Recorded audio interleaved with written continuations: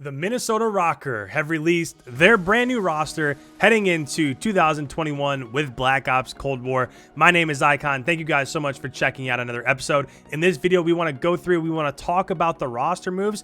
I want to tell you guys why you might not want to sleep on this roster. It seems like so far everybody's calling them like the snail team and they're super slow. They don't quite fit the roles that everybody else does. I'm not quite sure about that. We'll talk through it all, but without further ado, let's go ahead. Let's look at the announcement. So we got this tweet from the Minnesota ROKKR that said 2020 is going to be ice.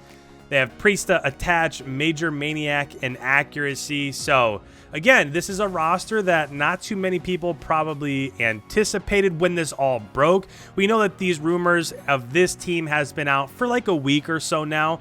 But I would definitely say that Priestahh going to Minnesota before that rumor came out from CDL Intel was completely behind the scenes. So yeah, I think it's an interesting roster. Let's go ahead. Let's look at from reactions here. So again, one thing that I love about Minnesota is that they are always on top of it when it comes to content. So just maybe an hour or two after they released their roster, they did a live stream on their YouTube channel. First, it was Minnesota.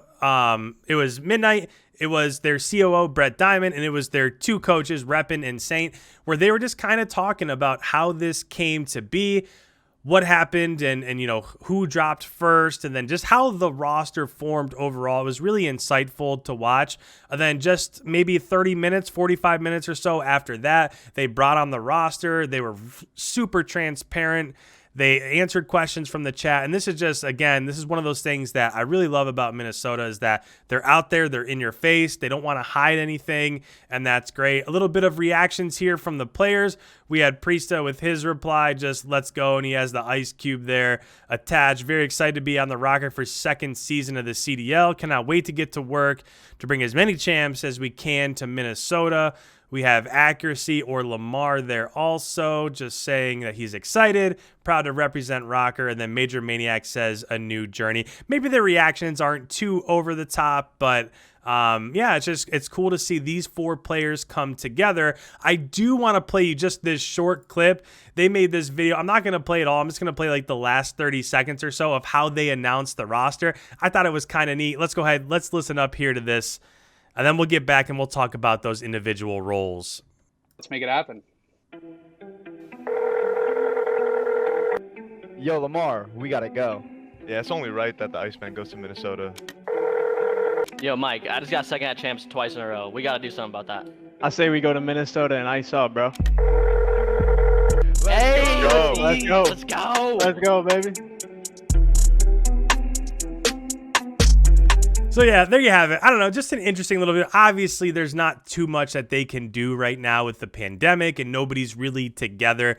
But I like that they just put a little bit of effort into it at least. But with that said, if we're looking at these four players, immediately, probably the first thing that you notice is that there aren't scripted roles. Like these players don't fit into roles perfectly in the way that a lot of other teams do, right? If you're thinking about teams like Atlanta, for instance, you have your two SMGs, Simp and Abizi, you have your flex in Celium, you have your main Slayer AR and RCs, and it all works out and it fits in perfectly well, right? But they might be the only team that really has that. I guess if you're looking at the rosters overall, Dallas might have that also. They have Krim as that AR, then they have Illy, Shotzi, and Hugh. So I guess they kind of have defined roles there. When you're looking at Chicago, they don't even really have true defined roles outside of the big three, so like the main three that they kept from last year. Just because Dashy isn't a true flex, he can do it. It'll be interesting to see what he runs throughout the year, but I still think they're a little bit more defined than this roster is. So if we go ahead and we take a look at these four players overall, I think there are two that perfectly fit into their roles. Accuracy obviously is going to be that main AR. He talked about it on their stream today that he's going to be that main AR and he's going to be calling plays. He's a super smart, super heady player. He's really comfortable with calling plays and being an in-game leader when it comes to those respawn game types, control, and Hardpoint. Obviously, Attach has run an SMG his entire career. He feels super comfortable with that. So when it comes to those two that are coming over from New York, they make sense in the roles that they are in. Now, when it comes to Priestahh, a lot of recency bias is at play here. So most people, when they think of Priestahh, they're just thinking, well, he played an AR when it came to Atlanta, so that's kind of what he's known for. He didn't really excel when he was running an SMG, but if you're on that team and you have those SMG players and you're behind Simp and Abizi, obviously those two are going to be running the SMGs super fast, up in your face, those entry men, those route men. So it's a little bit different, right? When you're on that roster, there's just different things that are expected of you. One thing that I do want to point out is if you go back to the way Priestahh played towards the end of Black Ops 4 with 100 Thieves, let's not forget, 100 Thieves did not start the year well, right? They came out of the gate super poor.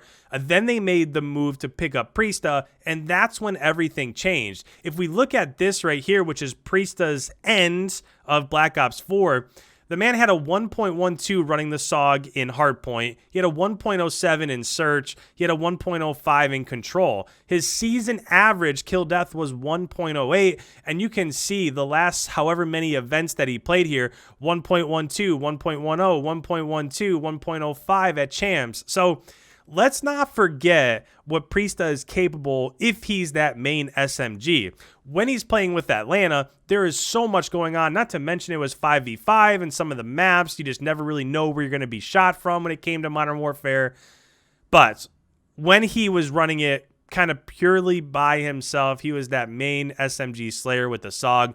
The man can play, right? So if he's back in that role, we all know how fast he is. We know how talented he is. And he's up there with Attach. That can be a pretty scary duo, especially with accuracy behind them as that main AR. And last but not least, if we're looking here at MajorManiak, he has been a flex in the past also. Everybody just thinks, right, just because of the last year, that he was running that main AR for Atlanta, so he's a slow main AR. And that's not the case either. He has flexed in the past, and he's played quicker in the past. But when, again, it's the same thing with Priestahh. When you're on that squad with the Atlanta phase, you have to fit into the role that's asked of you. And they already had the SMG Slayers. They already had the flex positions with Celium and Priestahh on there. So when it came to MajorManiak, he just had to run an AR and just kind of be that turret that's standing in the back with the AR. So just because it's not exactly the holes that we saw them fit into when it came to Modern Warfare doesn't mean that they're not going to be successful. I think that this roster is pretty talented overall, if we're being honest. If I go ahead and look at the rosters that we kind of know of so far, I think there's a couple that are probably a little bit above everybody else. We've talked about this recently, but I think Atlanta and I think Dallas are up there. They're already going to have the chemistry from last year outside of Arcides, but we all know what Arcides brings to Atlanta. And then after that, I think Chicago's pretty good. I think you can consider them definitely top 6, probably top 3, somewhere in there. And then when you're looking at the teams after that, who really stands out, right? Like, who would be your preseason number 4? New York would be pretty good if they get Pharaoh. If they don't get Pharaoh, I don't know where you can place them. Maybe somewhere in the middle of the pack. Obviously, Zuma, Mac, Clayster, all super good players, but they kind of have the same questions that you have with Chicago, is who's going to fill that flex role, and they're just not really sure of that 4th player. Now, if they get Pharaoh, now all of a sudden they're a top 2, top 3. They're definitely up there in that preseason favorite conversation. Other team that might be in here is Toronto, just based off of what they did at the end of Modern Warfare. These 4 players came together really well. Cammy and Kleenex were absolute standouts down the stretch. So when you're looking at maybe those 5 teams, I don't think you can put anybody else above this roster from Minnesota. So do you have them at 3? Do you have them at 5? Do you have them at 4? I think they have to be somewhere in that conversation.